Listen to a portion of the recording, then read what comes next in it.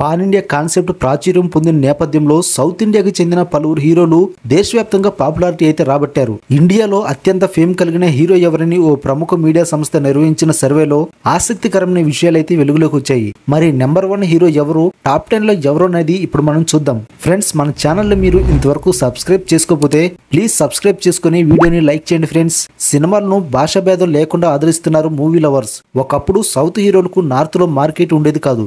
గత 10 ఏళ్లుగా సమీకరణాలు మారిపోయాయి. బాహుబలి మూవీతో ప్రభాస్ పాన్ ఇండియా స్టార్ అయ్యారు. ఆ తర్వాత యష్, అల్లు అర్జున్ నార్త్ ఇండియాలో సత్తా చాటారు. త్రిబుల్ ఆర్ మూవీతో ఎన్టీఆర్, రామ్ చరణ్ సైతం నార్త్ లో గుర్తింపు రాబట్టారు. ఎన్టీఆర్ లేటెస్ట్ మూవీ దేవరా హిందీలో ఆదరణ దక్కించుకుంది. దేవరా హిందీ వర్షన్ అయితే 60 కోట్ల నెట్ వసూలు రాబట్టింది. ఇక పుష్ప 2తో అల్లు అర్జున్ బాక్స్ ఆఫీస్ షేక్ చేయడం ఖాయంగా కనిపిస్తుంది.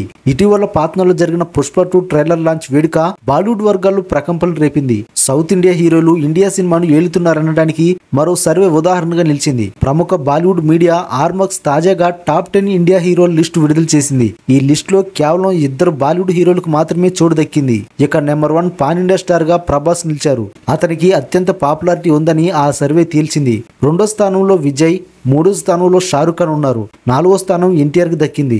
5వ స్థానం అజిత్ ఉన్నాడు. అల్లు అర్జున్ కి 6వ స్థానం దక్కింది. 7వ స్థానంలో మహేష్ బాబు ఉన్నారు. 8వ స్థానంలో సూర్య, 9వ స్థానంలో రామ్ చరణ్, చివరి స్థానంలో సల్మాన్ ఖాన్ నిలిచారు. బాలీవుడ్ నుంచి షారుఖ్ ఖాన్, సల్మాన్ ఖాన్ కు మాత్రమే టాప్ 10 లో చోటు దక్కింది.